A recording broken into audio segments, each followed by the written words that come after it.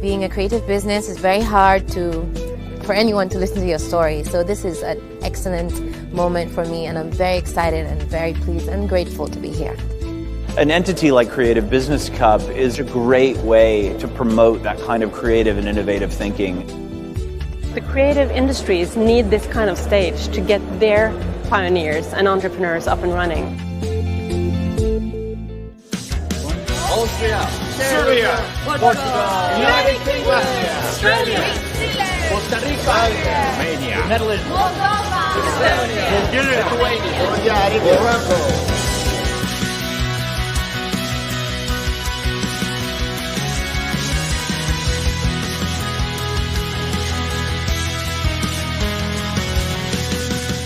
I look forward to the final. I've been involved in the jury, and to see coming down from, I think it's 48 or 50 companies down to the final 12 and then to the final 5 is very exciting. I think there's some really, really good companies that are going to get into that final 5. My agenda is here to kind of come and see people, kind of a network with other investors, and find out who is the next big thing in the planet. Competitions like these actually help airlift the entire entrepreneurship ecosystem. And I think it's a good experience for everybody to come to practice, to sell your idea. I come from Saudi Arabia. I don't sell oil. I sell coffee. The iPad for the blind people. Our solution is a plush toy embedded with medical sensors that seamlessly during the play tracks child's body temperature, heart rate, and oxygen level. There was not a bad idea in the whole bunch. I mean, it made the jury process very, very complicated and very, very intense. I think every single person that came to this is going places. There is this week over 30,000 events happening in 140 countries. There are but 5 that are marquee premier events, and this is one of them. In completely random order, 5 finalists. This is a window to not only the world of tomorrow, but a window to a better world. I feel very humble being here.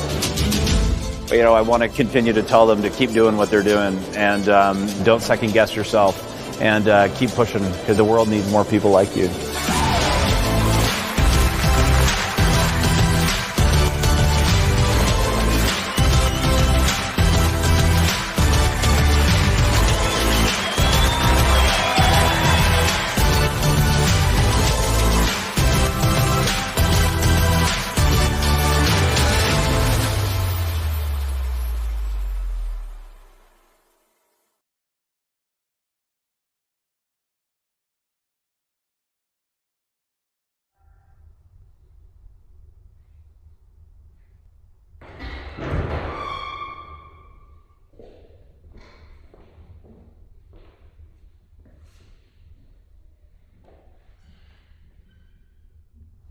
Last night we touched the skies, a blend of mushrooms, I could feel it in my head. Ribs I had seen, we've been laughing all night. Drank till the last glass we could barely see. It was so brighter to see. The darkness is falling all over my face. Memories fading away like angry birds, reaching for a place where my voice would never reach. Can you hear my crying heart, reaching for the stars above the skies? My voice will never sound like it used to do, 'cause I can only cry for her. One more night, for her one more night, yeah. For her one more night, yeah. Or I can only cry for her. At the hub we spoke about our future and the dreams to come. Plenty kisses we couldn't miss a count. We are like best friends, even God can deny that. We are a match made by Him. on a weekend when he was in the mood of making diamonds and many things that he liked. And then to the angels who were singing that time, can you hear my crying eyes, reaching for the stars above the skies? My voice will never sound like it used to do, 'cause I can only cry for her. Can you hear my crying eyes, reaching for the stars above the skies? My voice will never sound like it used to do, 'cause I can only cry for her one more night. Oh, for one more night, yeah. Oh, for one more night, yeah. Or I can only cry for her one more night. Oh, one more night, yeah. Oh, one more night. I can only cry for her one more night.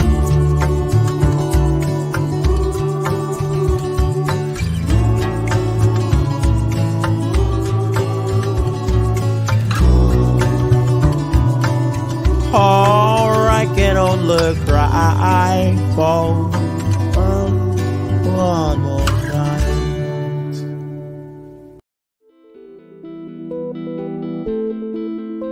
It's great. It's awesome. It's just been really, really amazing. An experience I will never forget. This is about a good idea that also creates value. The Creative Business Cup is helping the creative people become entrepreneurs.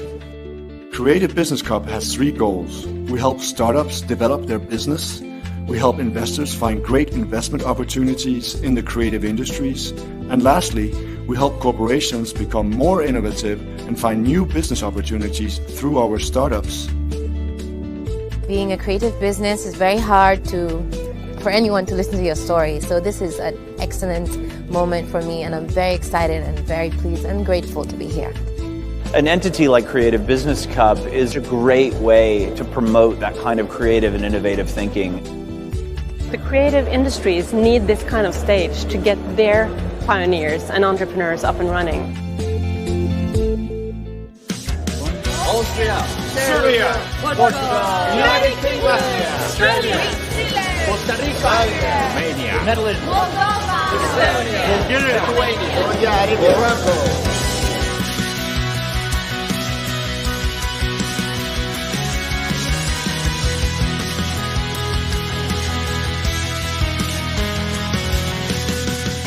I look forward to the final. I've been involved in the jury, and to see coming down from, I think it's 48 or 50 companies down to the final 12 and then to the final 5 is very exciting. I think there's some really, really good companies that are going to get into that final 5.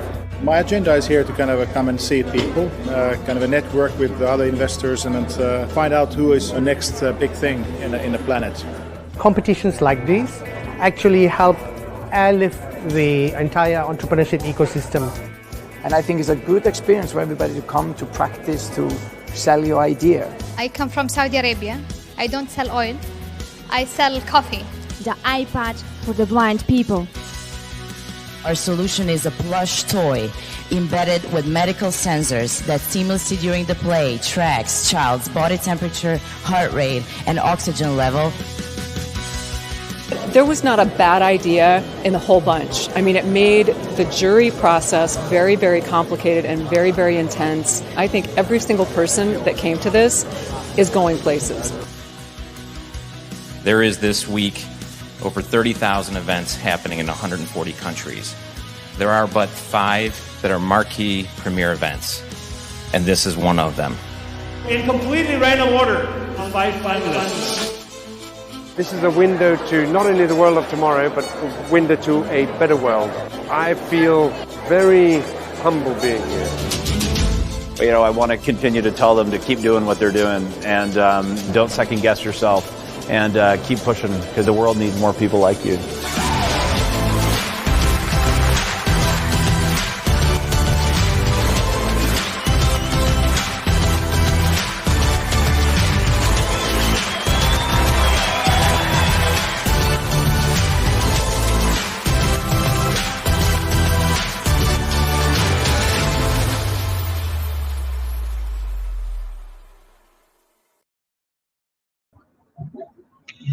Well, good afternoon and welcome to the wonderful next session. Happy Africa Day to everybody that's joining us this evening, wherever you are across the world. Perhaps you are in Africa and on the wonderful continent in the wonderful motherland. I'd like to welcome you to our session this Africa Day. And our theme for today is digitization in Africa. So we are so excited to celebrate the 58th anniversary of Africa Day today, the 25th of May. And again, with that said, my name is Vuyisa Kabaka. You're welcome to call me the African Rainmaker, and I'm here in Cape Town, South Africa, joining you this evening with a wonderful panel of speakers ready to share some insights and thoughts of you over the course of the next coming 90 minutes. It should be a fun-filled session nonetheless. And as we kick off this evening, what I'm looking forward to personally is really seeing how we can talk through the subject of our digitizing African startups, really through the support of our wonderful partners of the Creative Business Network. For me, I think the most exciting part about it is that we're seeing the genesis of a new kind of future for Africa. And, by making the time to join us this evening, you seemingly believe in the same future we see happening right in front of our eyes. Before we get started, I want to kind of send a shout out to the designer who's pimped me out this evening. Her name is Tracy Gore. She's based out here in Cape Town, really making the Rainmaker look super spectacular and shine in the big lights. So thank you, Tracy, and your team at Gorgeous Designs for a wonderful get up this evening. So as we celebrate Africa Day, tell us, what are you doing this Africa Day? Please go ahead and find us on social media across all platforms on Facebook, Twitter, and Instagram. The hashtag this evening is hashtag Africa Day, hashtag this is CBN, and hashtag HYBR Africa. So do send us your shout outs and your messages. If you are joining us on Facebook or YouTube, you have the ability to share your comments and messages throughout this evening's session. So you can live engage with us and live share your questions with our panel of speakers that will be joining us just shortly. We're about to kick off the big plan. And as we get started, I think the key for me is that we are celebrating much about the creative sectors and industries across the continent. And with that said, we are going to listen to a little bit of a musical break celebrating Africa Day. And we will be hearing music from Divine Mahara, a wonderful singer from Zimbabwe, now in South Africa. And the Idol's Zimbabwe winner is Divine, and his song One More Night. So you'll be getting to hear his performance this evening. And you can also look forward to even hearing some more music after this session here on YouTube, the main celebration. So we are quite intentional in bringing this session to you at this particular time because we knew that you might want to switch over to that particular live performance from performers all across Africa.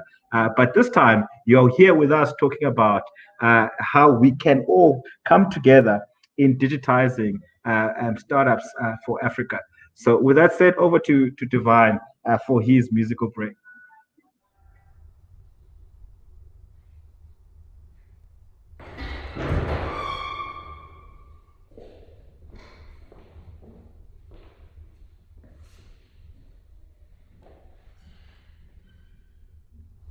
Last night we touched the skies, blending mushrooms, I could feel it in my head. Ribs I had seen, we've been laughing all night. Drank till the last glass we could barely see. Red was so brighter to see.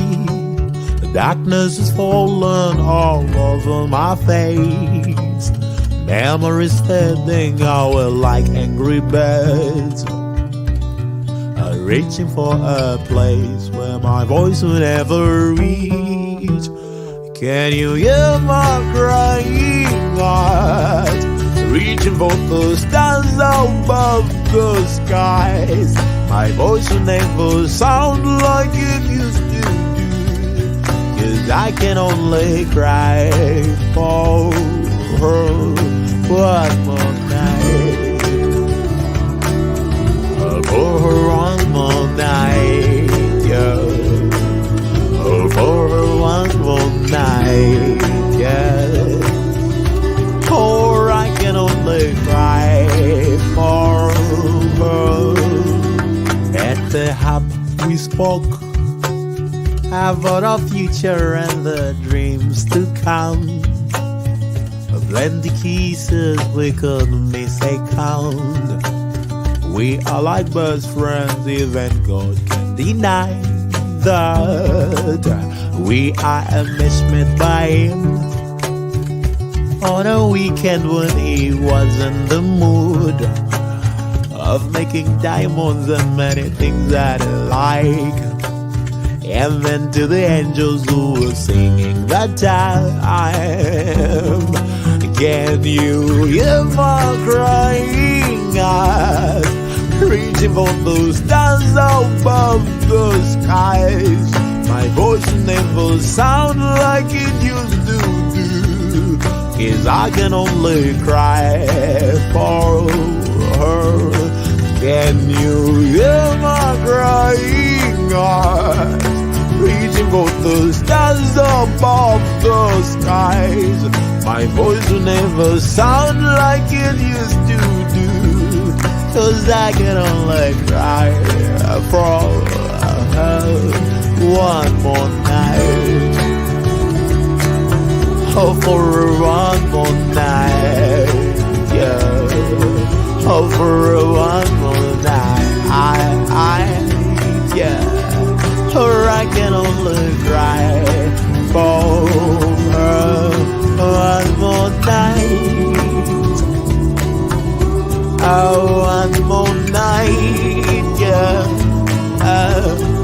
One more night. I can only cry for her one more night.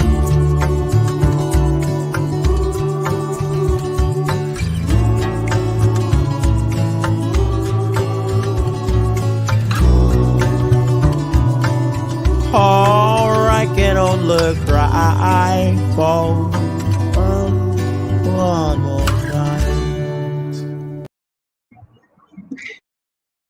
Thank you so much for the wonderful sounds of Divine Muhare, former Idols winner out in Zimbabwe and now living in South Africa and really soothing us with some amazing music. And again, if you don't know who you are, welcome. Thank you for joining us for this evening to the Digitizing Africa startups. How do you digitize African startups? Again, as we think about why are we doing this, we really have to reflect on who and what Africa is all about. Africa is a motherland continent where humanity began. And these days we celebrate the sense of ubuntu. And again, that brings us all together, the togetherness of one humanity. And as we think about how Africa drives this kind of conversation in the context of ubuntu, we think about questions around what does technology begin to start doing about this whole question? And again, how do Africans go about connecting together to make sure that as we move forward through things like the African Continental Free Trade Area, we look to advance the growth of the people of Africa, but also begin to start opening up markets so that more participants from the continent itself that can begin to start making things happen. But at the same time, we start seeing more active trade and exchange of value between different countries out here on the continent. And with that said, we've got an amazing and dynamic group of speakers joining us this evening who will be sharing some of their thoughts around how all of this becomes possible. On our panel, we are joined this evening by Horatio Nyawande from a wonderful digital magazine and digital media publisher at VUCA. Again, I'm a big fan of the work that they do. We also have all the way in Mpumalanga, here in South Africa, Sia Tiwane from Skywalk Innovations, and a company that builds these technology platforms for many young and new up-and-coming ventures. Thank you for joining us all the way from Mpumalanga, Sia. We also are joined by Naomi Boteau from Cape Town, from the fast-growing community of mompreneurs.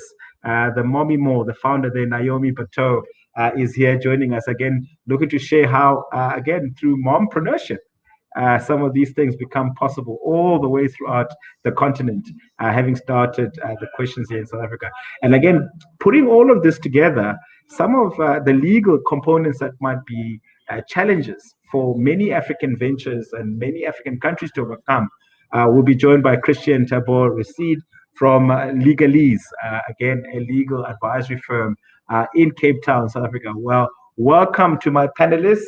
I want to bring them in into the view so that we can see and share some of their thoughts. And again, some of the topics that we're going to be covering is, now that Africa is open for business, and again, especially this 58th anniversary of Africa Day, what could new young ventures be doing to advance their own interest as the continent begins to digitize even more? And I mean, again, we won't avoid talking about some of the key challenges faced by the continent. Personally, I can think about the question around infrastructure and the real question we faced with today around the COVID-19 reality on the continent in terms of impact that's likely to have in terms of where things would go.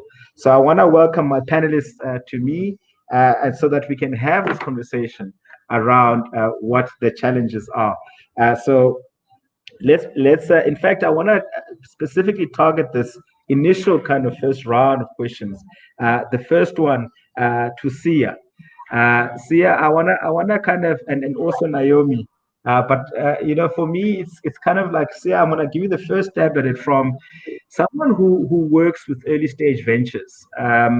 What are you picking up the critical new challenges that typically you find are challenging? And I'm going to come to Arisha and Naomi thereafter. Go ahead, Sia. Okay, cool. Thanks, Bo. I'm so happy for the invite. I'm so happy to be here. So, one of the challenges. Welcome, Sia. Right. Apart from infrastructure, we not always so. I will speak from my background, and I will speak and I'll reference that because most of the guys that we always engage with, they don't have the same privilege that I had at the time, right? So, having infrastructure that you don't have the right internet, you don't have resources, you don't have incubators, and most incubators and accelerators in the big cities. Even if you reside in Gauteng, or you're residing in Durban, or residing in West Cape, you need to be at Workshop 17 or somewhere else until you can have access to mentors or accelerators or incubation, things of that nature, right? So that's the first thing. But then, I think we can blame that we don't have that kind of infrastructure and stuff. But then the other thing that I want to blame entrepreneurs is that we don't read. We don't read. We don't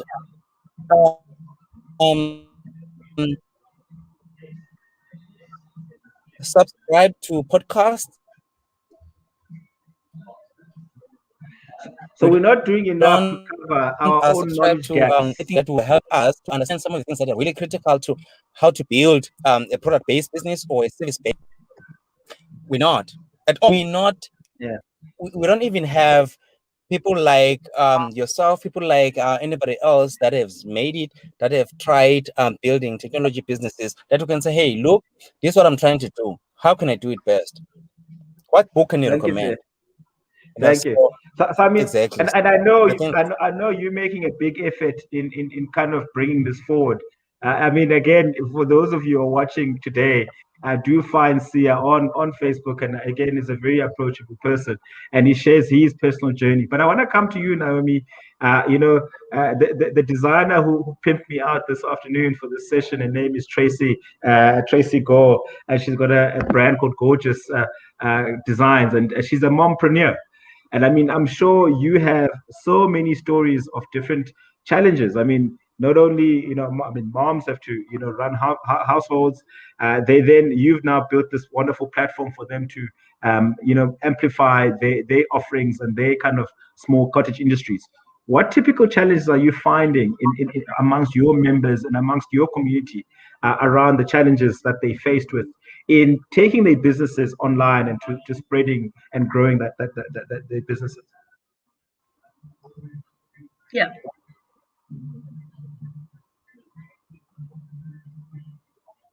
Naomi, I think we're having challenges with Naomi. Yeah. Can you hear us, Naomi?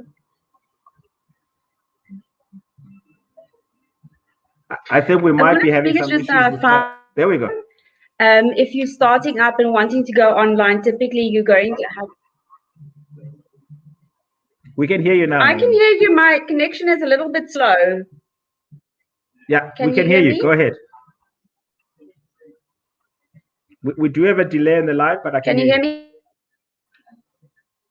Yes, we can hear you now. Boo, can you hear me? We absolutely can. We can hear you. Okay, great. So the challenges that we have in our community is cash flow. Cash flow is a very big problem with our small businesses.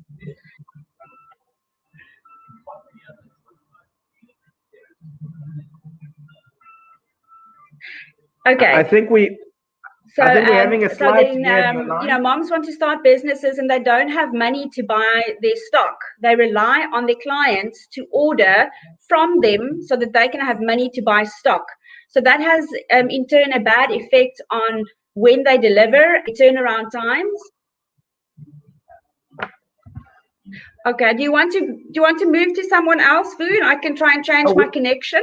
Yes, we'll do that. So Richard, again, I'm going to come to you. Thank you for being here. Do you want to speak to another panelist and I can try and secure a different internet line? Absolutely, Naomi. So Richard, I mean, I'm a big fan of your work and I'm a big fan of the publications you share. So in your experience, your own personal journey of getting to the point of building your publishing house to where it is today. B, in context, the many wonderful stories you share, what do you typically find are the challenges in the market across the continent? Hello, Vuyuswa. Hello to every panel member. Happy Africa Day. I'm happy to join you today. So just speaking on some of the, I can't believe we're starting this conversation with challenges. Challenges, come on, Vuyuswa, really. Blame my production team. Ah, come on, man. But we're talking about the positives just now. I'm just like, wow. Okay, but I think one thing that we have noticed is that one of the biggest goals or missions that we have at VUCA is to tell these African stories in a well-curated manner. And what that means is that we need to have access to high-resolution images. Have you professionalized your digital visibility? When you come on, what type of equipment are you using to capture that? How are you narrating your story? How are you telling it? Hi, I'm just a founder.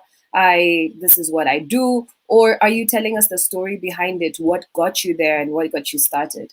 So some of the stuff that we've seen is that we do take people's stories and we are trying to really curate them, but you'll find that someone has been in business for almost 5 years and they still don't have anything to professionally represent their brand. So sometimes your product is really good, but you don't have proper images of it, or you don't have a proper profile to show what you do. So that starts to block your access to the type of market that you might be reaching out to. And so that's a big one that we've seen, where in this new digital era and digital space, you really need to know how you're showing up online And just like you would show up at a market, or you would show up at a conference pre-corona, you need to come clean and correct, because how you present yourself also determines who you're going to attract and who's going to work with you. And I want to bring Christian into the conversation as well, with this in mind. And with you guys, I mean, with Legalese, you work with a lot of creative people, you work with startups in terms of technology and software. You know, as you kind of come across, what legal limits do seemingly a lot of these founders come across, and what do you guys pick up as a common thread that kind of halts or limits the opportunity for them to grow their ventures? Thanks. I mean, I have to say, starting with challenges felt like a throw to me. The Lord, I was very welcome to start with challenges. Yeah, you know, luckily for us, we deal with a wide range of different creatives, right? So it can be in print. You know, we can have fashion designers. We can have brands who are taking on designers. You know, I think one thing that we really find a lot of is people looking to protect their ideas as they're about to get it off the floor, you know, and as they're about to actually grow, how to protect that just straight off from the beginning. And, you know, you forget that part is really important, that foundation. And then from there, you can go into so many different aspects of your business and think that you're going into it kind of cowboy without any contracts. But actually, the reality is you need these contracts. You need to read through the ones that you're signing with people, and you need to actually have some yourself that you dish out that protect you, and actually understand how your business is intended to run. Yeah, absolutely. And again, for me, I think it's interesting that we've gone from Sia talking about the general lack of infrastructure and support context, but also pointing a finger to the entrepreneurs themselves for not sufficiently investing in their own capacity building, to Naomi speaking about access to capital, access to financing, to Russia speaking about, again, just understanding the behavior pattern of what is expected for you in a digital world. And then now the conditioning around being in tune with some of those legal kind of requirements that they need. So again, I don't think it's that bad, if you ask me, around some of the things that one has learned out of these problems. And I think, to be fair to the point, I think sometimes we tend to be overly optimistic around the at least the talking heads tend to be overly optimistic around, surely the opportunity is there for everybody on the continent to make a go at it. But the reality for most people is that they're stuck with these set of challenges that they seemingly struggle to overcome. But to Araja's point, I think we want to talk more about the opportunities that exist in the market. And again, I'm going to come back to her specifically to make sure that, since, we had an issue around the question around the challenges. So let me throw it right back at you in terms of as you kind of evolve and as you expand the publishing business, what unique opportunities are you coming across in the market that you feel Africans need to ultimately take full advantage of as the internet and the growth of the internet economy expands across the continent? Thank you for you. So I'm so happy that this is the question now, because it's a much lighter note, gives people hope. No, the one thing is that with this digital era, I think what I'm noticing in the markets is that Africans tend to be scared of the internet. They tend to shy away from it, or they want to use it for fun times, for memes, for jokes, for a nice dance video. But we're not fully tapping into the internet space for business opportunity, for growth, for economic benefits. How can we do that? And so what that looks like is showing up online and learning how to tell your story and using the correct platforms. So for example, one of my favorite platforms is LinkedIn. And you'll find that even creatives want to shy away from LinkedIn because you don't feel like you are professional enough to be on that platform. But that is a platform where there are key decision makers in organizations. There are key decision makers, even if we are end consumers. I know that once I purchase something, once I endorse you on a platform like that, and then it's much easier for us to do business together. So one of the opportunities that I'd like to anybody listening and anybody watching this right now or later is show up online, make yourself your searchability, right? So I need to immediately when I leave here, when I go research who's Vuyiswa, I need to be able to find, your profile somewhere. I need to read up on you. And so people are making decisions way before they reach out to you. So the business process is starting way earlier than that. And they're making that even as an employee, when you're looking for a job, can I find you? Can I see the projects you worked on? Are you saying, hi, today I was on a panel for Africa Day with the Creative Business Cup. This is who I got to speak with. This is what I spoke on. And by doing that, I'm opening myself to tons and tons of opportunity, because you never know who's going to hear the story. You never know who's going to need the product or service I'm offering and then reach out to me. So one of the biggest opportunities online right now is just show up and be authentic and tell your story and use these platforms to better drive your business forward. Thank you. Yeah.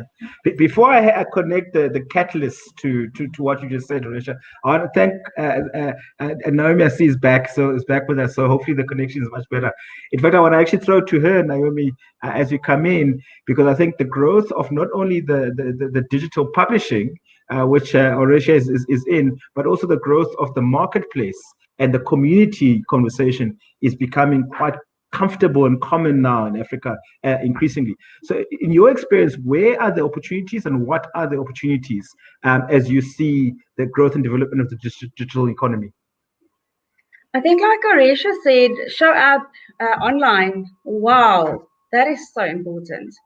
Show up online, and the world has become so digitized that, even as we are sitting here, we're looking at each other on photos on a screen. We're not even in the same room. So we've become accomplished to doing things on our own, by ourselves, and we don't really tap into our tribes. We don't tap into our communities. And as the founder of a mompreneur community, an economic community, we have found that just teaching our entrepreneurs in our community that a competitor is not always your enemy.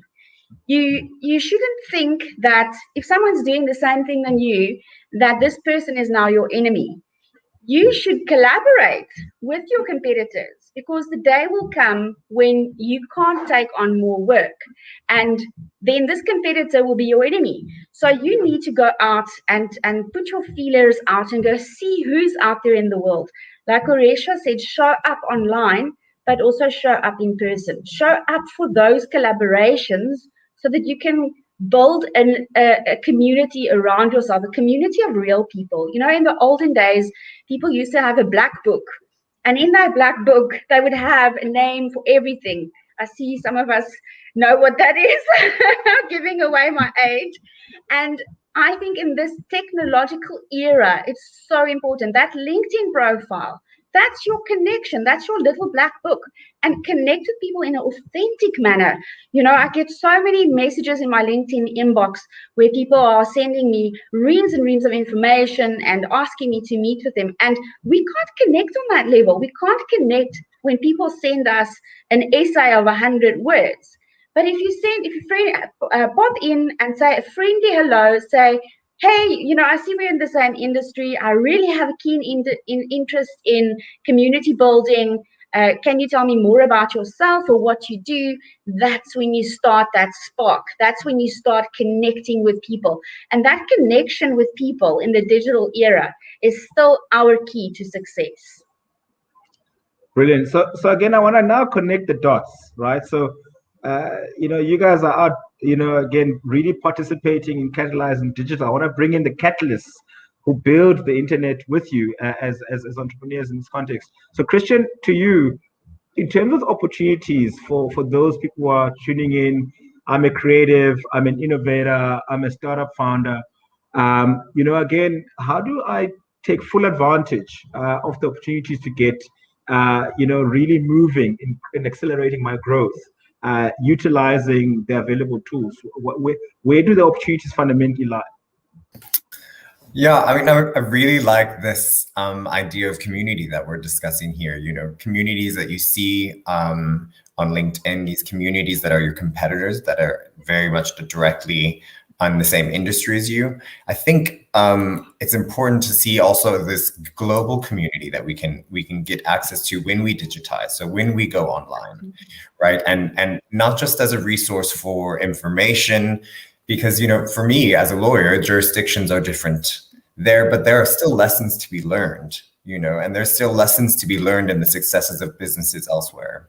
And there's also businesses to be sold, business to be made, money to be made when you go online, when you go and have this digital community as well. And that, it being Africa Day, outside of South Africa, there's further places in this continent that we can go and access, and that we can learn lessons from, that we can sell to, that we can collaborate with, like Naomi said. And I really think that's very important, even though, when it comes to a legal space, certain jurisdictions will have very specific laws around how and which you can and cannot do certain things. But that doesn't mean that you can't collaborate and learn with lawyers in those jurisdictions with lawyers here. And I think that's really important. I like that the community as a resource when we go online is very important.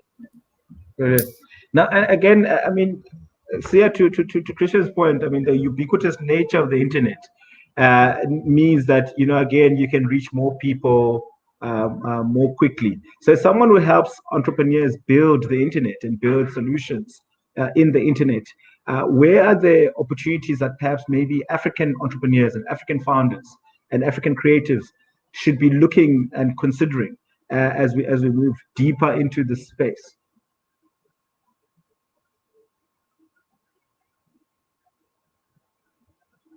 I think we've got Sia on mute there, Hendrik. So if we can just unmute Sia, and then we can hear. Oh, sorry. There we go.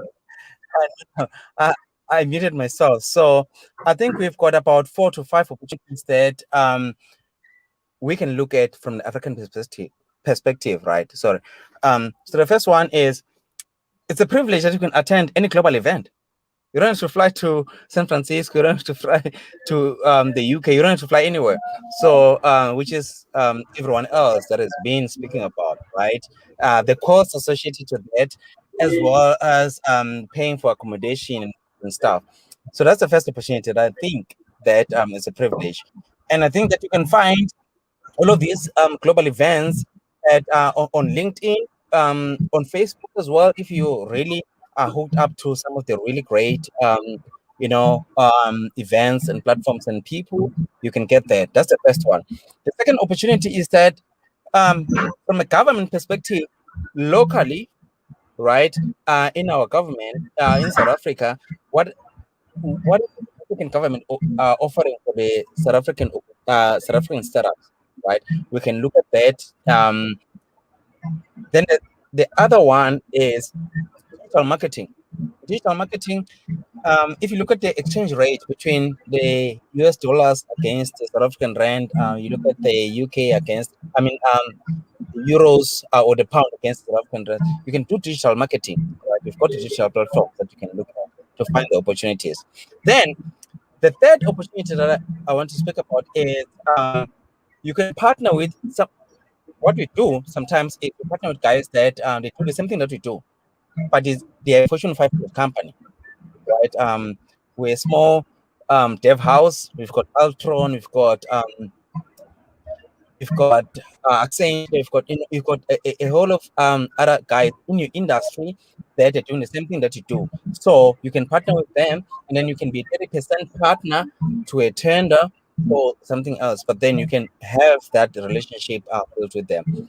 Then the other thing is doing the same thing with an SME or with someone of your size in a different country.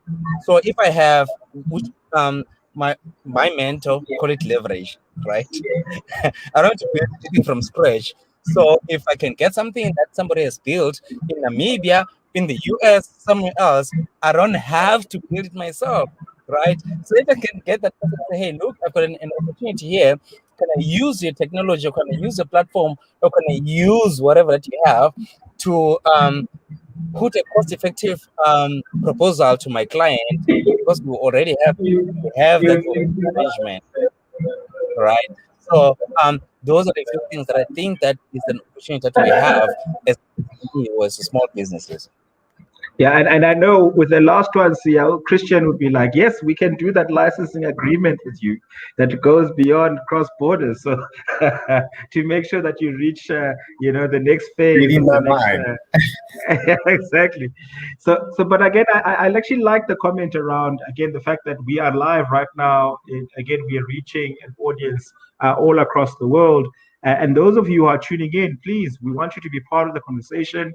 At any point, I see, welcome Gail, again, as well as the people watching. Please, just like Gail, feel free to comment wherever you're watching on Facebook or YouTube.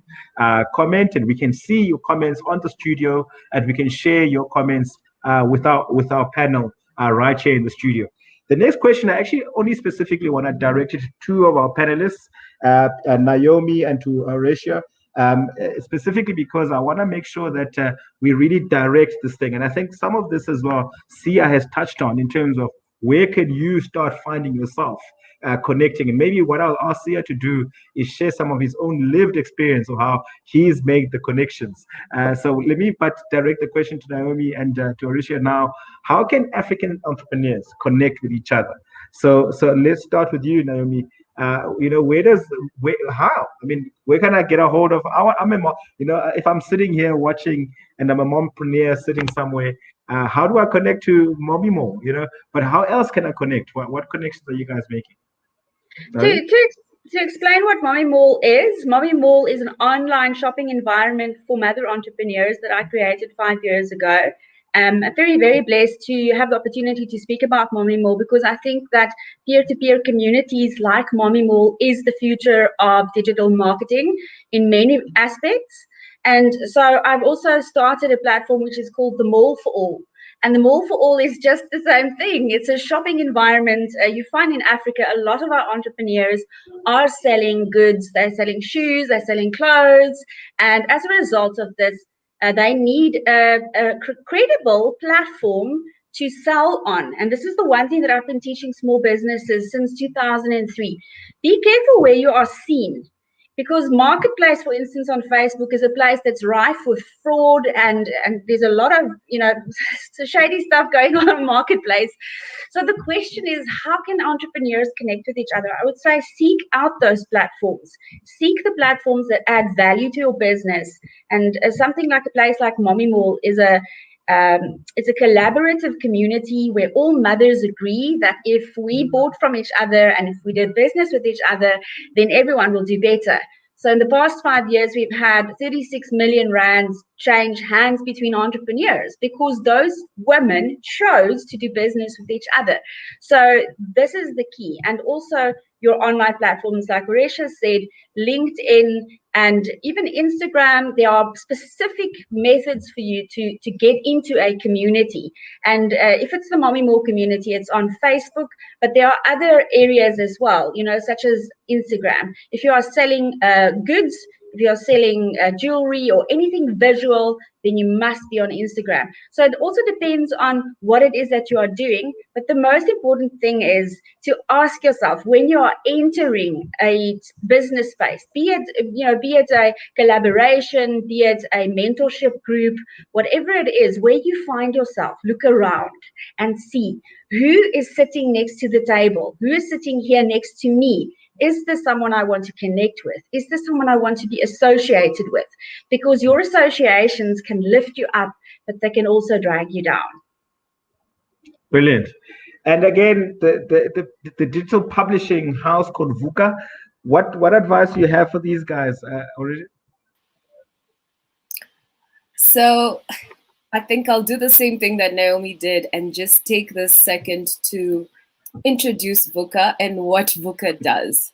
So VUCA is a digital platforms and services agency, and our key mission is to provide digital visibility to African-owned brands, businesses, and everyday people. So while doing that, we have four different platforms. So the first one is our online marketplace, where different African vendors can just sign up for free, something similar to what Naomi is doing. The second one is our monthly e-publication, which is the e-magazine, which I think, Ruyuswa, you are well versed with, which is why you keep calling us a publishing house. And then the third one, which we recently launched this year, is the podcast. So that if somebody wants to consume this information and they're better off visually and audibly, then they can do that there. And finally, it's our VUCA Varsity, where we share digital skills. We try and upskill the continent with the digital skills. So when you ask about how African entrepreneurs can connect with each other, I love this question because it's true. I can sit here and say, go online, but sometimes people don't have the practical discussion or the practical manner that happens online. So there's something called sliding in DMs. It's been connotated with a whole other element, but we can use it in business. So for example, how I connected with the Creative Business Network started 3 years ago when I reached out. Again, I was online. I was saying what I do, what I like to do, what opportunities I want. I'm actually Kenyan, based in Johannesburg, South Africa. So I was speaking to some of the entrepreneurs in Kenya.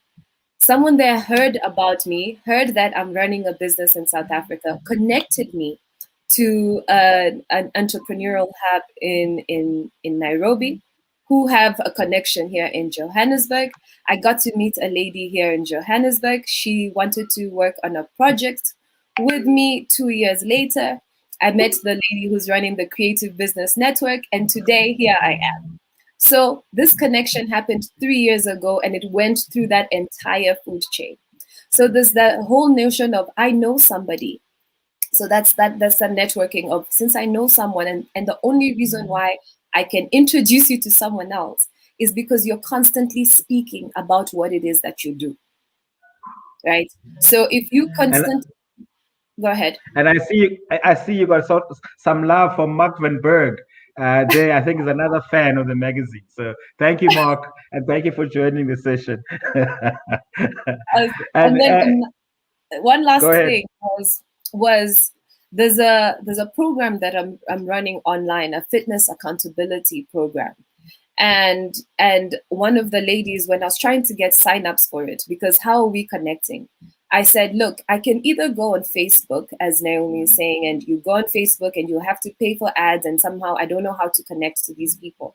Or I can reach out to somebody else who's already within the wellness space and ask them, hey, can I work with you? Actually, however many signups you give me, I'll give you a percentage off of the tickets. And what happened is that worked out pretty well, because I think I got 10 signups from this person. But in turn, she came and said, you have a newsletter. I have something that I want to work with. I want to share with your audience. How much are you going to charge me for that? Can I do that? And so it's that back and forth connection. It's the networking.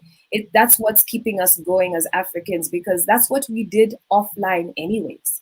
That's how we worked offline anyways. So we just need to bring that same culture back online, and that's how we'll connect, and that's how we'll continue to grow. No, brilliant.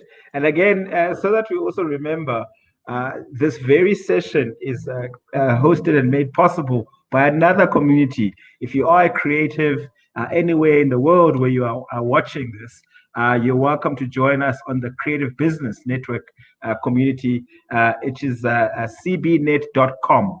Is that particular community. And again, if you're an audience member tuning into the session this evening, you are joining us as this Africa Day, as we talk about the digitizing African startups. And again, we've got a wonderful panel that's kind of gone through not only some amazing kind of tips and advice, but now how best to connect. And as I move this conversation forward, I want to bring back my panel again. This time, we're talking about how can African entrepreneurs connect with new markets. And I'm going to throw this one again for the first time back to Sia.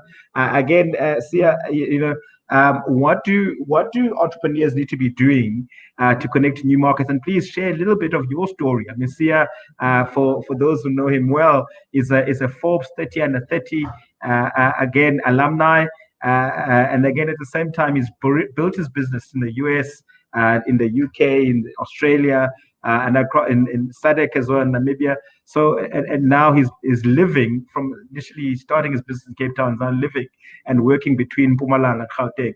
So yeah, what tips can you give entrepreneurs on how they can connect to new markets? I think you're on mute once again, Sia. You are not disciplined. No, sorry.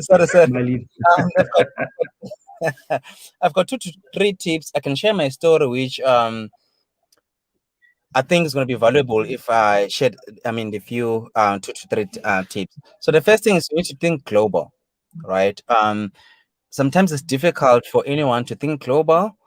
That's why the purpose of a mentor sometimes is really important. Not sometimes, but always is really important to think global. From Cape Town, we started thinking about, okay, you know what, we need to get clients in Cape Town. And then my mentor, which I'm not going to disclose, which he knows himself, right? He says, why can't you get clients in Joburg? Then from there, we started getting clients in Joburg. Okay, why can't you get clients in the US, in the UK, anywhere else? And then we've done that, right? So I'll say that the best thing is to think global, right? The second point that I want to raise is I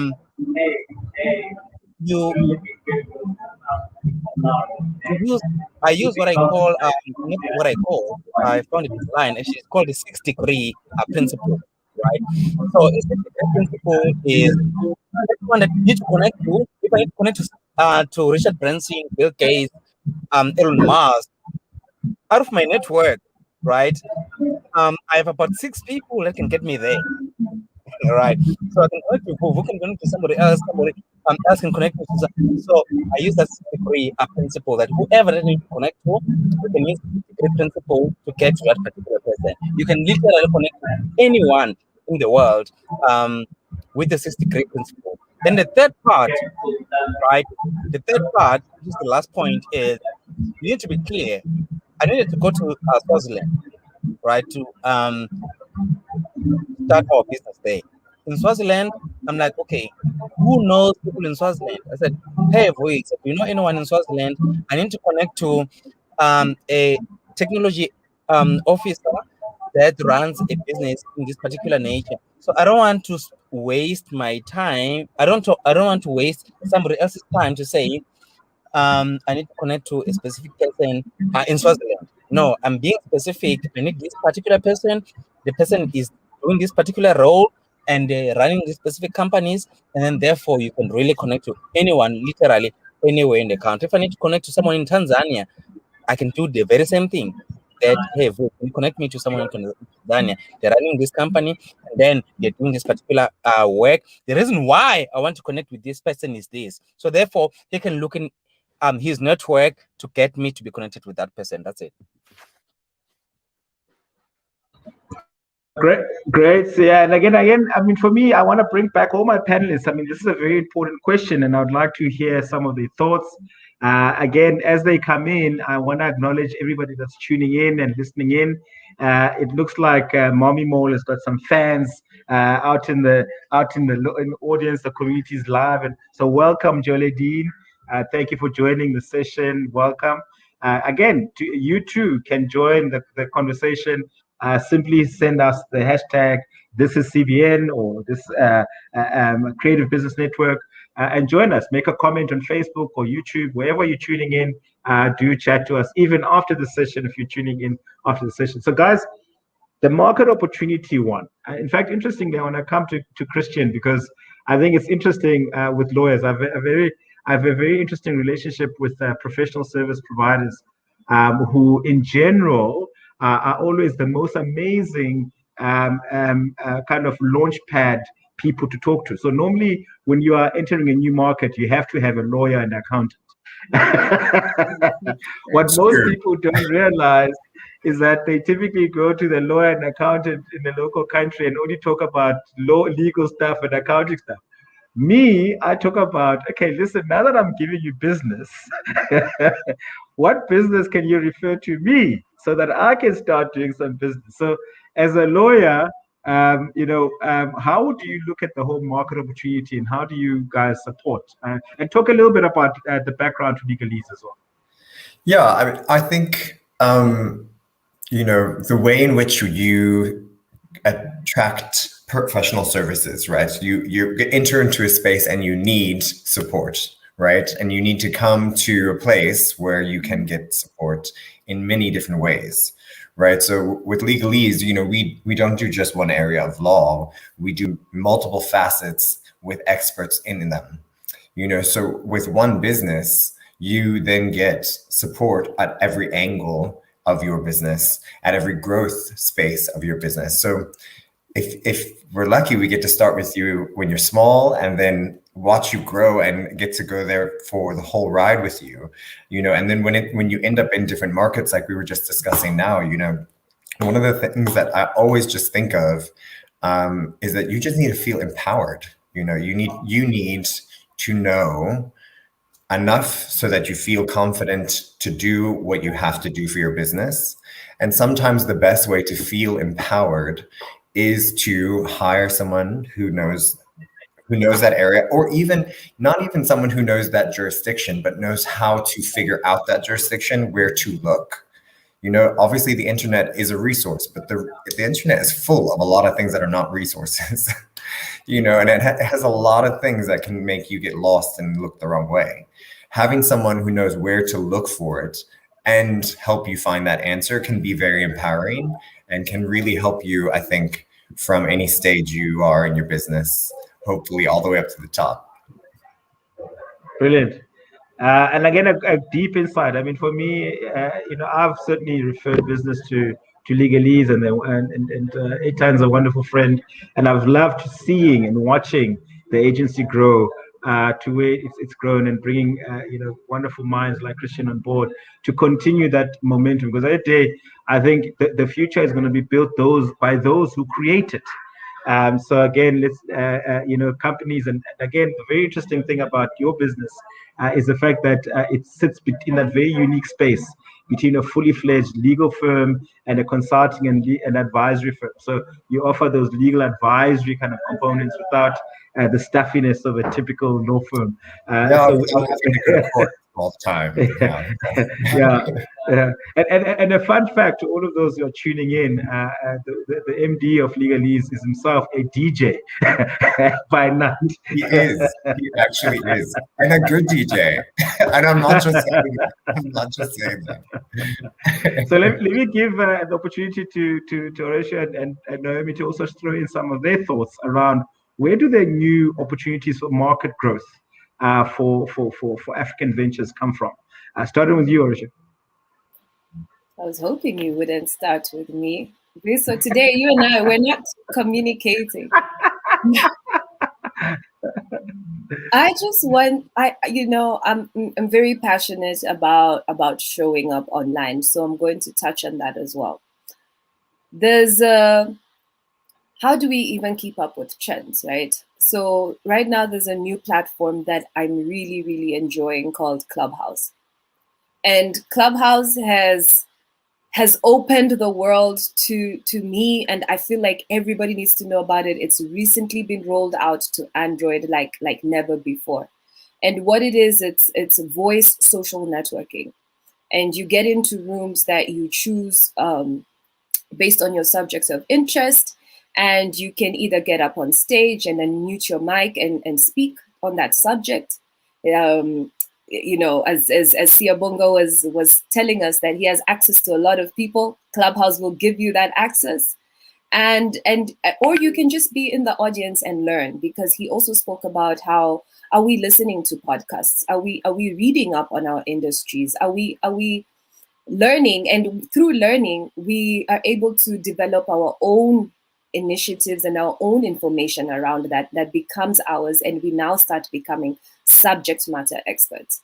So my biggest point there is, don't lock yourself to your comfort zone, to what you know.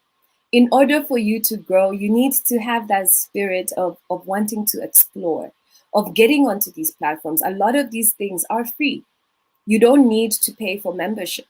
So why don't you get up there and find out what are people talking about in the world? It's no longer who's in Nairobi, who's in Cape Town, who's in Joburg. It's who's in the marketing industry, who's in the legal industry, because we're all pretty knowledgeable. We all have something to give.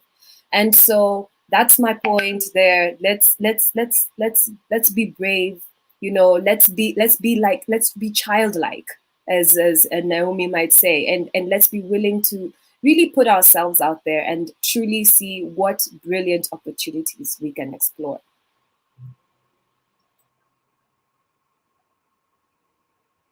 You muted, but I think it's my turn. It's Henrik, you're naughty. Sorry. Okay, something interesting about new markets. In the olden days, we would look at a new market and we would say, you know, going through brainstorming, for instance, we'd say, okay, we've been selling, say, for instance, pens. We've been selling pens to people. Who else can we sell to? Can we sell to a school? Can we sell to a university? You know, it's sort of very rigid and structured thinking about opening up a new market for myself. And in the digital era, a new market will definitely not be about who else can I sell to. It will be about who else can I connect to? Who else can I get to the heart to?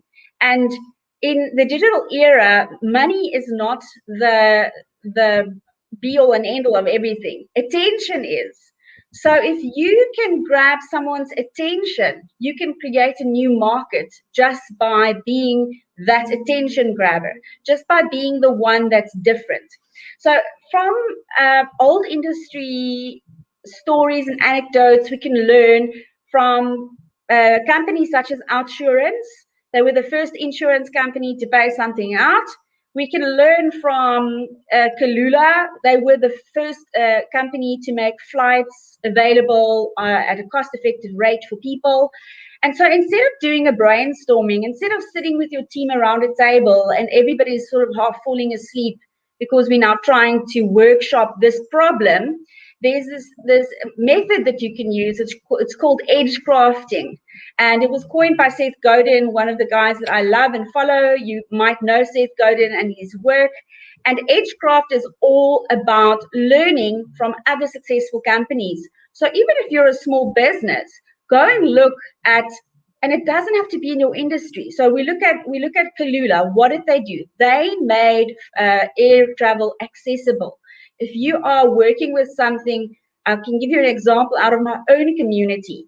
We have a mum who started a toy library because your child, especially when it's a baby, grows so fast. They will need new toys every 3-6 months. They'll need new toys and you have to go buy those toys. So this mom started a toy library where you can get age-appropriate toys for your children, but when they're finished with it, you give it back to the library, you know, and that makes toys more accessible. So these are the kinds of thinking that we should think about in opening new markets. And I had such a lovely conversation with Nicolette yesterday where I said, you know what? We are each other's new market. We are going to become each other's new market. These entrepreneurs and these startups who jump on now will become each other's new market. And we need to tap into that. We need to, as Suresha said, connect with each other, because those people, those key connections will become your new market. So forget about the old models. Throw all of that away. Brilliant. And I mean, as we move forward, again, there's a couple of things. I mean, I don't think anyone who came on to listening to this call was expecting so much depth of insight and so much helpful kind of context for them to take away. So I'm glad that you've really touched on both personal as well as kind of your contextual experience to share your knowledge on this. And I'm sure they're taking a lot away. There will be an opportunity for the audience to direct questions to the audience, please. So please, if you are tuning in and you're really enjoying the session and it's starting to grow on you, please send us a question on some of the thinking and thoughts that you have. Just simply put a comment either on Facebook or YouTube, wherever you're joining us this evening, simply do so. But for the panelists, I've got something for you this time. And what we'll be talking to each of the panelists about is really a what we call a lightning round. So this is a quick fire kind of conversation with each of the panelists around some of their experiences and some of the things that they've gone through that they can do. So for the audience members who are tuning in this evening, if you have a burning question that you want to share with the panelists, please. How can we help you, which comes immediately after our lightning round. That it's going to be your opportunity to fire away on your questions. So I've got a set of questions. I've got a little bag of questions here that the team has put together. Thanks to Nicolette and Romain, the team and the production team for putting these questions together. And the questions really are going to be directed to different people, so they themselves don't know what they're going to be asked. And again, I'm thinking the first question I'm going to do is I'm going to pick on my favorite person this evening, Horatio, for the first question. So, Hendrik, if we can have Horatio up so that we can have the first question. So you're given 500 rands to start a business. What business are you going to start, Horatio? Wow, lightning round. Okay, cool. If you give me 500 rands, I immediately thought of a hot dog sandwich street food business, because then I feel like I'll be able to get my raw materials pretty quick, my buns, my sauces and everything, and be able to turn that over by selling them, whatever I have at my disposal, sell that on the street, get my money and make more money. So give me the game plan from hot dog stand. Where does the rocket go? So I have hot dogs. I buy buns. I buy the hot dog and the sauces. I buy the wrapping paper and then I sell it. I sell it at maybe 200 Kenya shillings. Wow, I'm thinking in Kenya shillings. 200 Kenya shillings. And by the way, for anyone who's listening from outside of South Africa, 500 rand is the equivalent of about $28 to start a business. So again, yes. Or the equivalent of 2,800 shillings effectively.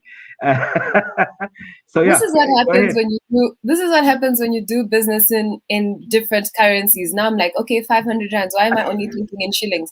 Okay, but let me maybe do it in rands. So I'll sell it for 50 rands, for example, and whatever I add on it, maybe tomatoes to add value to it. But the biggest thing with starting a business with the capital that you get is how do I invest it back to get more assets that will help me grow my business. So for example, with a hot dog stand, what I want is I want to be able to have a shade and an actual stand, because when you gave me the money, I just bought the equipment to have the food. And then once I get that and I have the shade, what else can I do? Can I brand my cart? Once I brand my cart, that's where things like franchising comes into place, because today I'm in this corner, but now that people have been able to build a loyal customer base, then I'm able to either sell my company as a franchise, or I myself can open different other branches, because now people are happy about my product and they want more access to it. So that's what I would do with my 500 rands. Oh, wow. Listen, for me, I'm just happy you didn't say you'd buy Bitcoin. I'm just happy you say because again, I don't know if you heard the story of a startup in Nigeria. They got a seed round of investment, and they saw fit to allocate 75% of that into Bitcoin. So I don't know how they're feeling now and how steady the runway is. So thank you for the response. And again, I think part of the principle is that start with where you are with what you have and build momentum with that to see through the growth of your venture. Yeah, and the biggest point there is put the money back into the business. What a lot of people do is that you get money from your 500 rands or your first round of investment, and what happens is that you think that's your money, and you and the business, you're not the same person. The business is its own entity. You're your own entity. I'm sure Christian has a lot to say about that. And reinvest into your business in order for it to grow. Great stuff. I want to now bring in Sia into the conversation. And again, this one is for you, my brother. And I know you're going to have a lot to say about this. So the question, and again, remember, it's not me here who's asking this question. It's the team. I just chose you to answer it. What's the biggest mistake you've made as an entrepreneur? And what did you learn from it? No, I want a simpler question, man. I need I need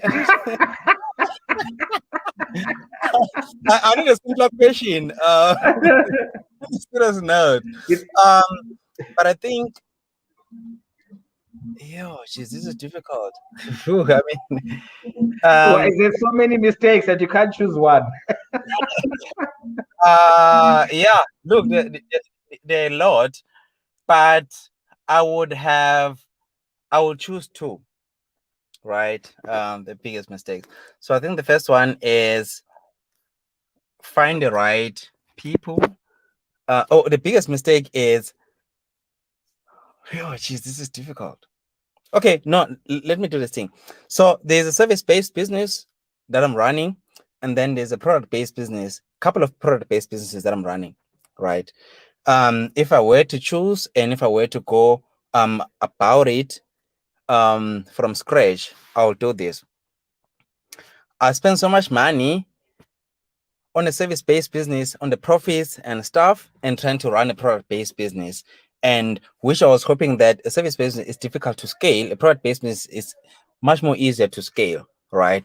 So I spend so much money trying to say, okay, my business partner is going to run the service-based, and then I'm going to run the product-based, which we try to split our roles and responsibilities, and it never worked, right?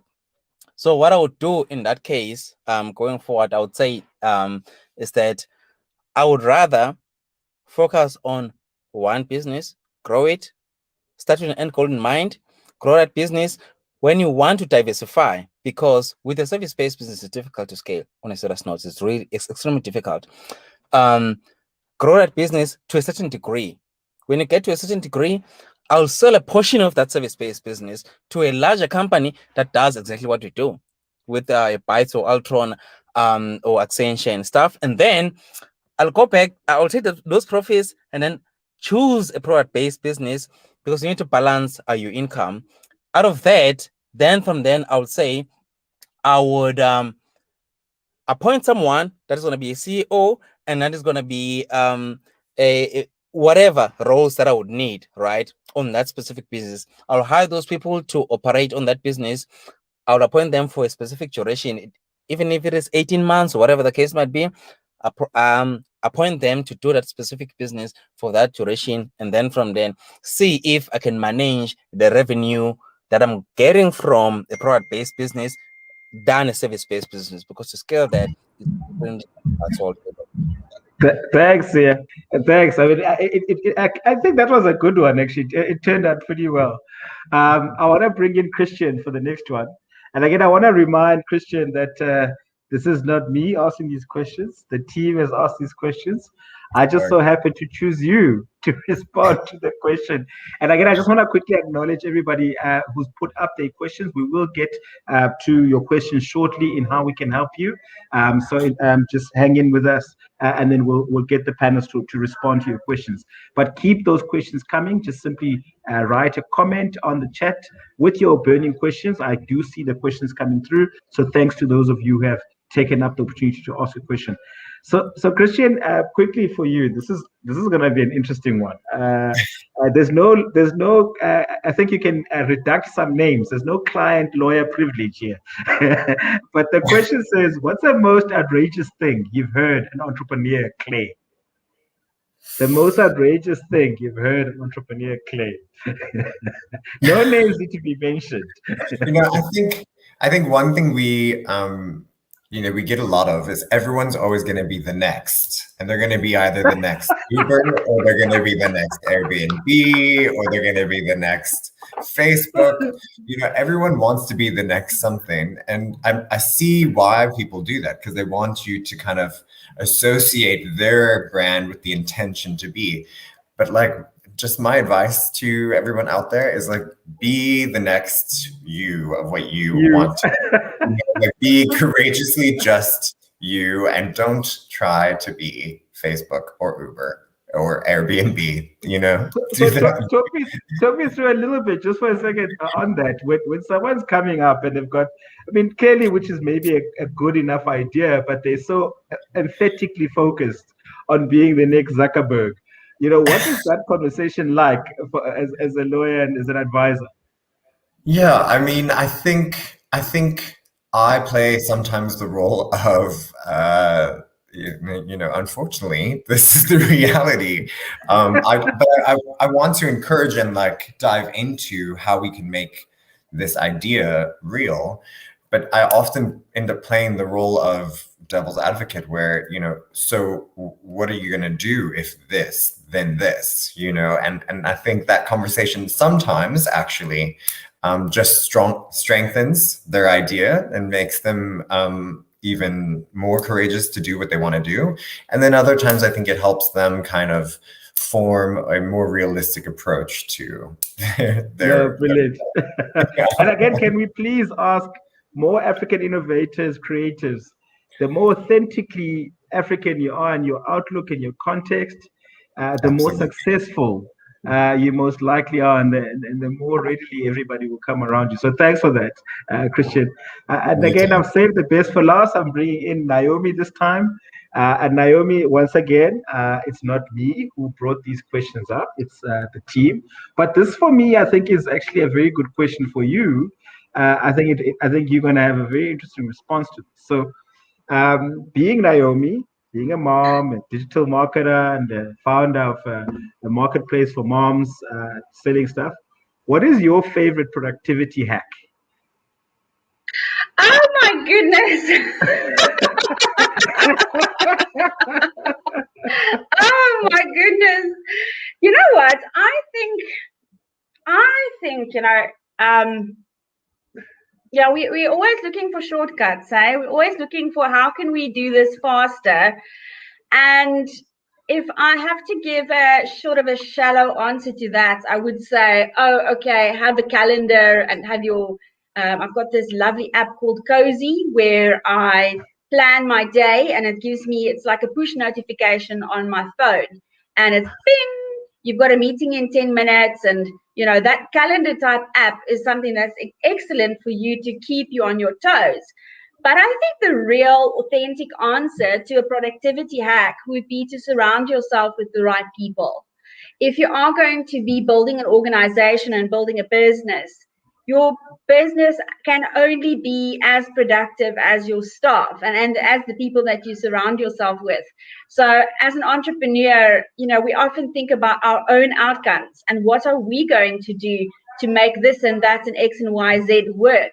But, last year in October, I had COVID-19 and I was in bed for 6 weeks and flat on my back. The sun came up and then it went down. I didn't even know what day it was. But my business continued seamlessly because of the team that I've built. So productivity, yes, absolutely. Go for your apps, go for the Cozy, go for the calendar apps, go for the things that will help you in your business. But remember that you are only as strong as your team. A chain is only as strong as its weakest link. So then go into your team, see who is struggling, see who is the one that's perhaps late and not making deadlines, and go and support that person. Because if you can get your weakest link to become your strongest link, then you'll have a team, that's a force to be reckoned with. And we underestimate the value of our connections, of our people with who we work. And we can be much more productive if we can just say, hey, can you quickly help me with this? I need to do that. That delegation. That's another tip there. You don't have to do everything by yourself. Do what you do best and outsource the rest. Listen to me, I'm singing it. Thank you so much for that. And again, I could also equally attest to this, because we wouldn't be here this afternoon if it wasn't for the dynamic team that's working super hard, and again with multiple deadlines. So thanks and acknowledgement to the program coordinator of all of this, Nicolette, and the team supporting her, Michelle, Omer, and Henrik. So thanks, guys, for really having us here as well. So again, now it's a moment that the audience members have been waiting for. It's that opportunity to address their questions. This is the round of how can we help you.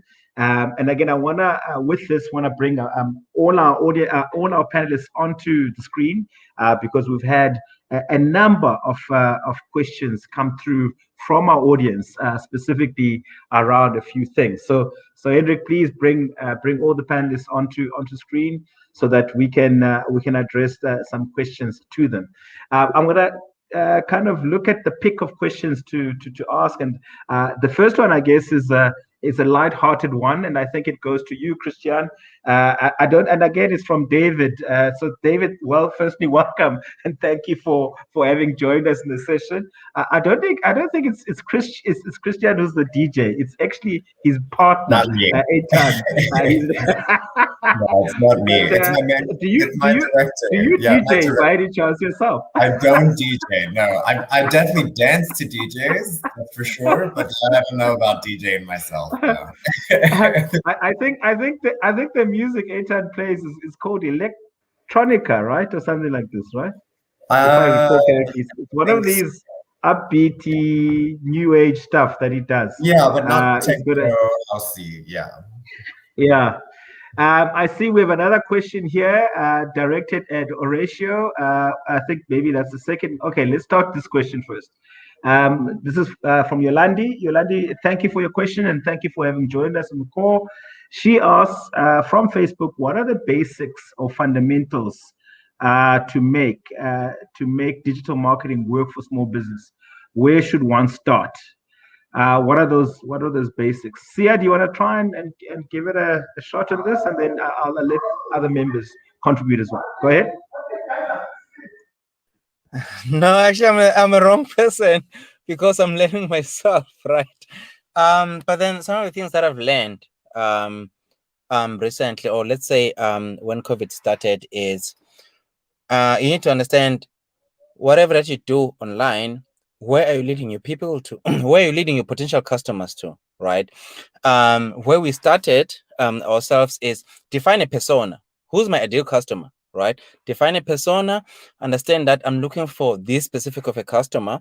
Once you've defined your persona, then from then, when I post a specific content on LinkedIn, how is my LinkedIn profile looking like, right? Because my LinkedIn profile is there. Should be a landing page as well. So if I posting something that is going to be linked to someone that is my potential customer, then I would like to have a conversation with that person. I should have a Calendly sort of a link on my LinkedIn profile to say, if you're keen to chat about this specific kind of a content or this specific kind of information, then go into my Calendly, then let us speak. If I need to direct that person to my website, I need to do that. But in whatever that you do, you need to make sure that your Google Analytics, whatever that you're doing, you must keep track of that. If you want to improve your followers or your LinkedIn, your Facebook followers and stuff, make sure that you keep track of that. So whatever that you do, make sure that on a monthly basis, on a weekly basis, you keep track of everything that you're doing. And then the following time, you redirect people to where you want them to go.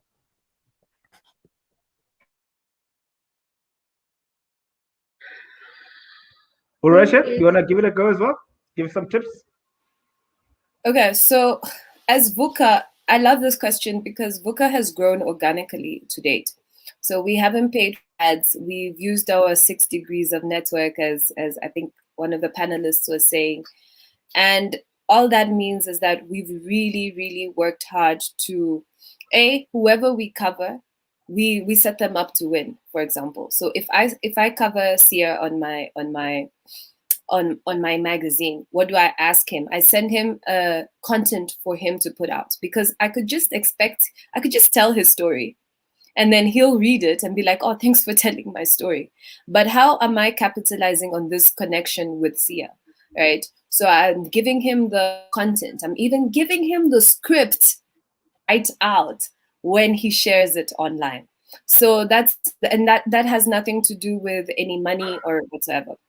One platform I want to talk about in Africa that is underutilized but is very, very key to the next level is WhatsApp. So WhatsApp has grown. You might not have data for Facebook. You might not have data for LinkedIn to download those apps on your phone. But what you do have is WhatsApp. So there's WhatsApp Business, where I can literally put up my catalog of my products or my services, my hours of availability. You can download and read about me. You can reach me at any time. People have money for that. There's automated messages that you can set up to say, hi, thank you for reaching out. Here I am. So that is a free platform that is going to do brilliant work for you in digital marketing. Use the stories element of it on your personal WhatsApp and on your business WhatsApp. And then the other thing is, for small businesses, look, because you're small, unfortunately, you're not Nike. So nobody knows you, but your circle know you. So a lot of people like to separate their business from the person. That's a big debate that keeps happening, where it's like, okay, I just want my nice little business with my cute name that I found to be the front face of everything, but nobody knows your business. And that's where digital marketing starts coming in, where how am I representing myself online? Each time I'm on, every time I'm here as I'm speaking to you, somebody's listening to Orasia speaking, and immediately they want to go and Google, who's Orasia? What is she doing? Where is she at? And so, and it's because of me speaking about my business is how you can find VUCA. Because other than that, you don't know what VUCA is. You don't even know how to pronounce it. You don't know what VUCA is doing. VUCA doesn't have a voice. VUCA only has a voice because of the members within it. So with digital marketing, I think that don't always think you need money to make it work. But what you do need to do is to show up, and you need to tell your story. Don't come and say, as I think Christiane was mentioning earlier, don't act like you've been in the game for 7-10 years, because you haven't. So be honest and say, look, I recently just started my business. I'm still learning. This is my MVP, my minimum viable product. This is how it looks. I haven't zhuzhed it up to where I imagine the end goal that I want it to be, but I want to do that with you. So how can I improve it? That way I'm connecting with my network. They're feeling involved. They're getting buy-in into my product. And the more they do that, they also want to say, hey, Orasia did this cool article. Now they want to start sharing it. They're reaching out to say, give me this poster. I want to put it up the same way you've put it up. So don't think that you need money, but you need to show up, and don't separate yourself from your brand, because it is you who's going to help your brand get to where it is that you want it to go. Thank you so much for that. And again, you haven't used like that. Yeah. Pardon? So sorry about that, Sia, but the next question is for Naomi, and I am just a little, because I do want you guys to actually have a round of closing comments. The next question is to Naomi. Naomi, markets being cross-border, where have you seen the most viable connections? How do you find new contacts or collaborations, and how do you vet them? Naomi? That is from Mark. Thank you for your question, Mark. I'm actually extremely lucky, because my network started in 2015, Mommy Mall, South Africa, and it's all about mothers standing together and holding hands. Now, if you have ever heard anyone talk about something, it's a mom. Oh, I love that. Where did you get that? Oh, I got it at Mommy Mall. You've got to buy it. It costs so much, Women talk all the time, and that's what makes my network successful.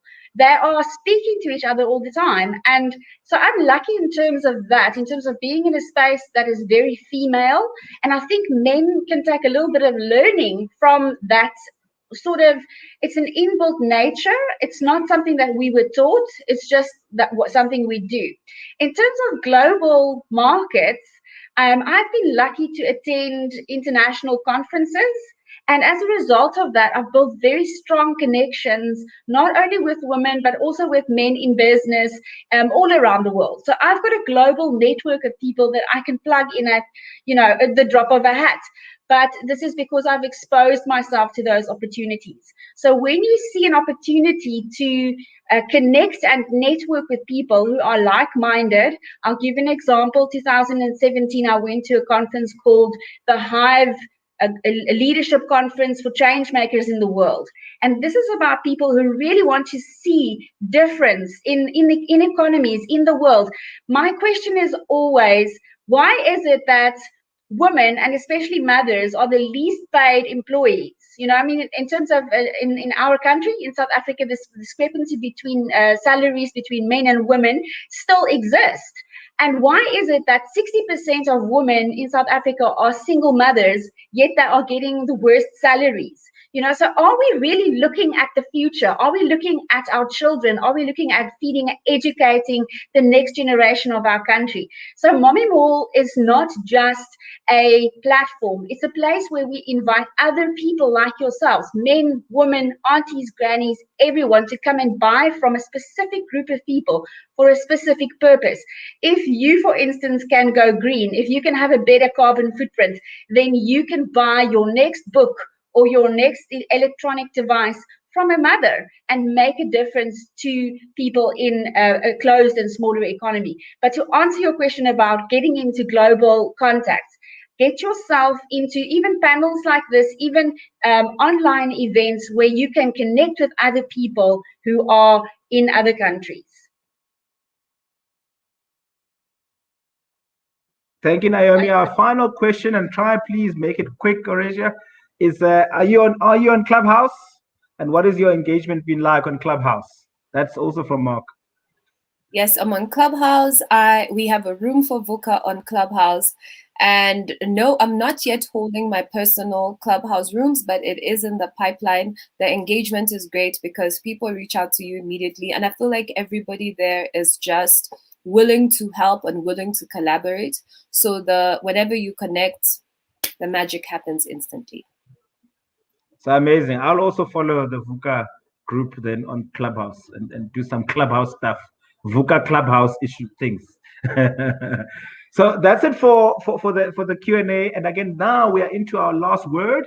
And again, we're culminating. I'm gonna give you each 1 minute to give us your last word, and I'm gonna kick this off with Christian.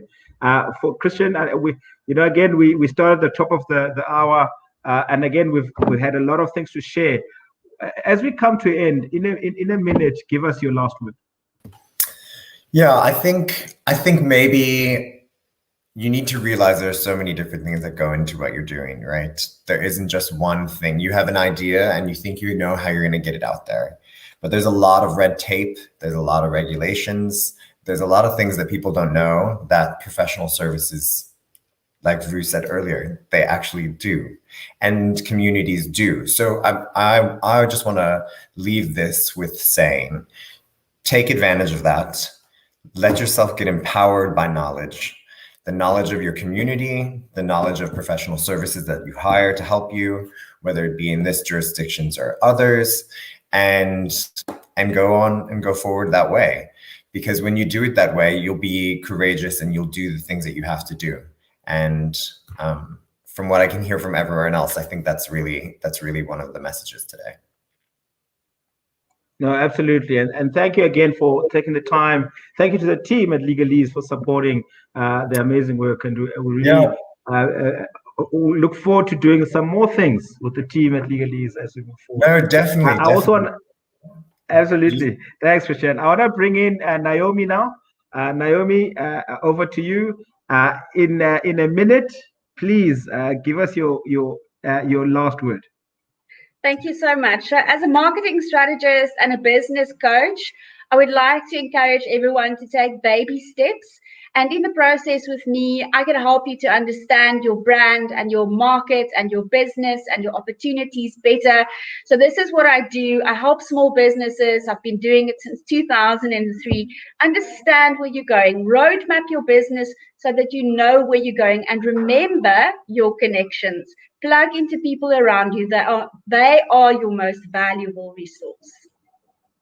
Thank you so much, Naomi, and thank you for taking the time coming on board, first of all, and then also introducing the Creative Business Network to your community over at Mommy More. And hopefully that collaboration partnership will long continue. And look forward to seeing more mommy moms coming over to the Creative Business Network and being part of that community as well. And thank you for your kind words. I'm going to bring Sia to the fore. Sia, as you sit there in Mpumalanga, please share your last words. Okay, cool. 3 things. The first one is always I use a no negative principle. So whenever I wake up, if I lost a deal or whatever the case might be, don't bring negativity. That's the first thing. Don't bring, whenever I wake up, I'm saying no negative mode, no negative attitude. That's the first. The second thing is always think global, right? If my business doesn't work here, I mean in Swaziland, in Nairobi, in the UK, the US, I can always get some of the potential clients that side. I forgot the other one, but nonetheless, the last one, actually, sorry. Always look at, in your business, there's always things that you can always improve. So look at how your business is doing, and then there's always certain things that you can improve. So make sure that you look at your analytics, look at your data, and then you can always improve on that. That's it. Thanks, Sia. And again, to the audience members, on behalf of the team over at HYBR and at the Creative Business Network, we want to send our condolences to Sia and his family. Sia is here, even though he lost his cousin this afternoon. So we appreciate your time, Sia, and thank you for sharing some of your experience and your expertise with us and the audience at large. And condolences to you. And lastly, with the final word is Horatio, my favorite person in the panel today, my sister. So tell us, give us your final words, Sawa. Thank you, Visa. Thank you for an awesome panel. I just wanted to maybe take just exactly 20 seconds to share some of based on the questions that we have received today, and some of the services that we offer at VUCA. So if you need help with especially your digital strategy, your digital distribution strategy, so that's your email marketing, will help you design that and figure that out, your WhatsApp strategy, and just that's something we can help you with. And then on a personal level is that I also work as an accountability coach. So I think a lot of what we have a lot of goals that we have in life, but getting them started and setting up sustainable plans to do that, I think that's the difficult part. And that's where I step in with my coaching services on www.rsca.com. But if that's it for me today, remember that you don't have to have money to do a lot of money to do business. You just need to be strategic, and you need to tell your story and be out there. So thank you so much. Asante sana, Horatio. Thank you so much. I want to thank my panelists for a wonderful past 90 minutes. It's been an amazing. I want to thank the team for having brought this all together.